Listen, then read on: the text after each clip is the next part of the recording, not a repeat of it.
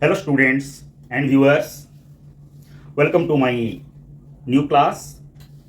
This is on the Alfred Marshall's definition on economics. You must have remembered that in my last class, I had told you that Alfred Marshall, criticizing Adam Smith's definition, wealth definition, and pointing out its faulties, its weak points, Adam Smithଙ୍କର ସଂଜ୍ଞାର ଦୋଷ ଦୁର୍ବଳତାକୁ ଉଲ୍ଲେଖ କରି Alfred Marshall, and another English economist, wrote a book in 1890, and the name of the book was Principles of Economics. In fact, Alfred Marshall is considered as the pioneer of the new classical economic school. Because in your higher classes, you will come to know that we have classified the economists into different classes. The first one, Adam Smith and his followers were considered as the classical economists, and Alfred Marshall and his contemporary economists, his followers are known as neoclassical economists. So Alfred Marshall in his book propounded an improved definition considering the important aspect of wealth, that is the welfare. ସମ୍ପଦର ଯେଉଁ ଗୁରୁତ୍ୱପୂର୍ଣ୍ଣ ଦିଗ ଯେଉଁଟା ଆମେ କହିଥିଲେ ଯାହାକୁ Adom Smith completely ନେଗ୍ଲେକ୍ଟେଡ୍ ସମ୍ପୂର୍ଣ୍ଣ ଏଡ଼େଇ ଯାଇଥିଲେ, that is the welfare aspect. Alfred Marshall in his definition put emphasis on this welfare aspect of wealth. Let us see how he defined economics, and we will make an analytical study of his definition so that we can know that how his definition was improved over Adam Smith's definition. Of course, his definition was also subject to criticism that we will discuss later. He defined economics like this: political economy or economics. काहींकि एठी political economy और economics उभय term से mention कले, that I will explain you. Political economy or economics is a study of mankind in ordinary business of life.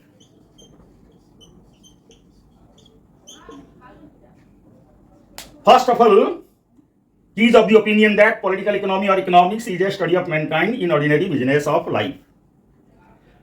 ତାହେଲେ ମନୁଷ୍ୟର ଦୈନନ୍ଦିନ ଜୀବନର ଯେଉଁ କାର୍ଯ୍ୟକଳାପ ଅର୍ଥଶାସ୍ତ୍ର ହେଉଛି ତାର ଏକ ଅଧ୍ୟୟନ. But here question arises. Man in his day-to-day life performs different types of works, is involved in different activities, different types of activities. Some of them are related to the society, or that is social activities, and political activities also man is involved. Man is also involved in some economic activities. Man is also involved in some religious and spiritual activities, some philanthropic activities. But can we say that in economics we will study all these things that man performs in his day-to-day life? No. And here also made it clear in the latter part of the definition. And what is that part? First of all, political economy or economics kahinki kuhaichi? Because the name economics to our subject was given in 1893. Prior to 1893, unanimously our subject was not assigned the name economics. It was known in different names, like political economy, when political science and economics were mixed together, were considered as a single subject. But when he wrote the book in 1890, of course, it was already accepted that the economics name will be given to our subject. But still, when the book was published, it was known as a political economy. That's why in his definition, he has mentioned both the name, political economy and economics. ताले first part रे से कहिले जे economics टा मनुष्यर दैनंदिन कार्यकलाप रो एक अध्ययन अटे. But as I had told you, or as I just told you, it does not include all activities performed by man, only a part of it. Then which part? In his second part of the definition, he has made it clear that it examines that part of individual and social actions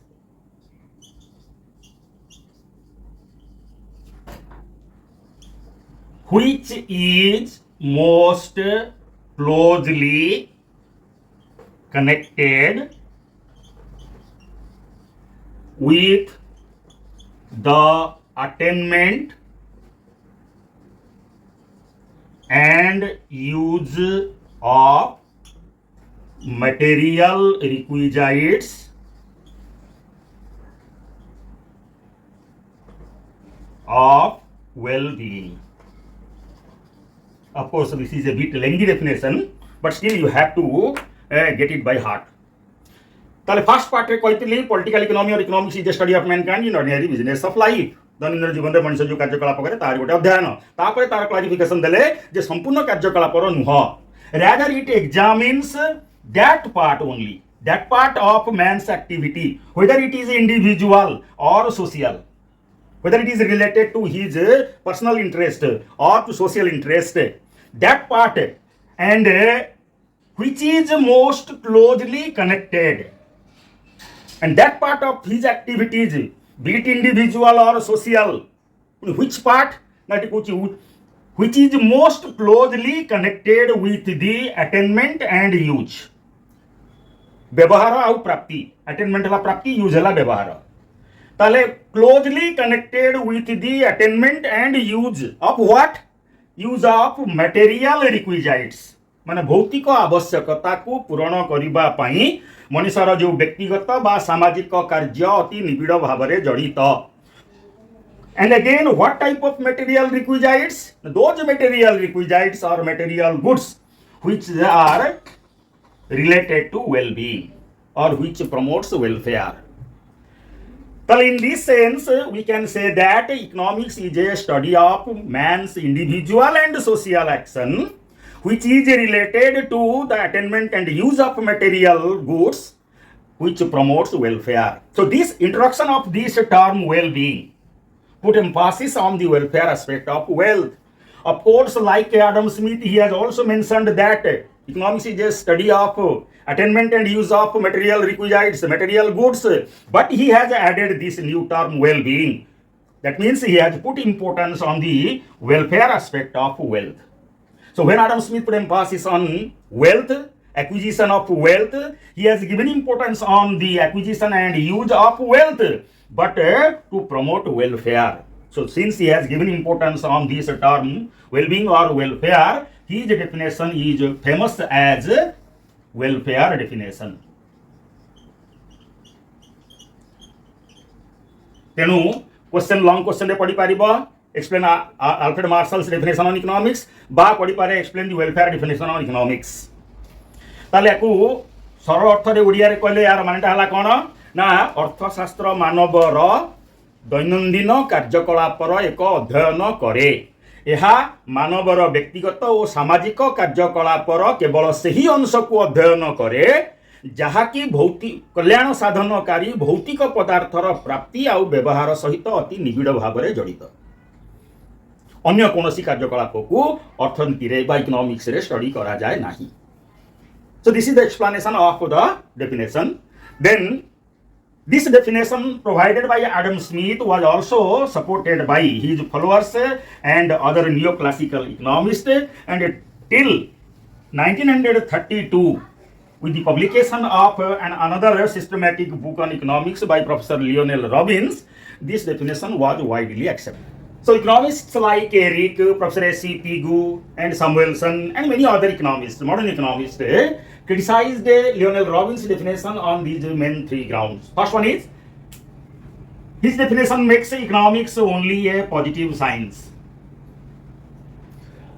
So in case of positive science, we study what is, what should be, but it also takes into account, the economic studies also takes into account another aspect of the science which is called as the normative science, under which we এটা কেবল positive science କରି ଦଉଛି economics କୁ ଯେ କ'ଣ ହଉଛି কিপরি হଉଛି কিন্তু କ'ଣ হবা উচিত কিপরি হবা উচিত what ought to be বা ought to be କ'ଣ হবা উচিত କ'ଣ ହେଲେ ଆହୁରି ଭଲ ହୁଅନ୍ତା, that has not been discussed. କାରଣ କହୁଛି ଯେ economics wants are unlimited, resources are limited, and limited resources are capable of alternative uses. So only through choice we can satisfy our wants as per the limitation of our resources to get maximum satisfaction. But କ'ଣ ଆଉ କଲେ ହୁଅନ୍ତା ଭଲ, what ought to be, କ'ଣ ହବା ଉଚିତ ଆଗକୁ, that is not discussed. That's why the critics are of the opinion that his definition has made economics only a positive science, but it is also a normative science. Economics is also a normative science, a science to study what ought to be. Then next one is he says that only scarcity creates all economic problem, but economists are of the opinion that affluence can also create economic problems, and the best example is the economic problems created during the 1930s in the name of Great Depression. जो बृहत आर्थिक संकट देखा देइतिला 1930 दशकरे सेटा that is not due to scarcity of resources, सेतेबेले सेटा संबलर स्वल्पता हेतु समस्या देखा देइ नतिला, बरं संबलर प्राचुर्यता हेतु ओभर प्रोडक्शन हे जाइतिला. There was a deficiency in demand, बिक्री हेई पारु नथिला किंतु संबल बहुत थिला, उत्पादन बहुत अधिक हो जाइतिला, जहा फल रे बृहत आर्थिक संकट देखा देइतिला. And that great depression of 1930s brought a revolutionary change in the economic thinkings that we will discuss in macroeconomics. And सही तो इकोनॉमिक्स दिवार होतला microeconomics और macroeconomics, तार distinction we will make when we will take the class on micro and macroeconomics. Then another criticism is it made economics a static subject. क्या definition रे Lionel Robins को कहले जे wants are unlimited, it is okay, but resources are limited. Economists are not agree with this second point, second feature. If resources are limited and keeping in view these limited resources we have to satisfy our want, that means we are making our subject static. हम subject को विषय को एक स्थिर स्थान रे परिणत करि दउछु. But the modern economists are of the opinion that what steps should be taken to increase these limited resources to make our subject dynamic, that is not studied in Lionel Robbins' definition. That's why they branded it as a static definition, static definition of our subject, but actually our subject is a dynamic one. भाबुची बुझी पारिथिबो. If any doubt then you can convey it through my comment section, or you can refer to that book as I have already told you. So today is this much. Thank you.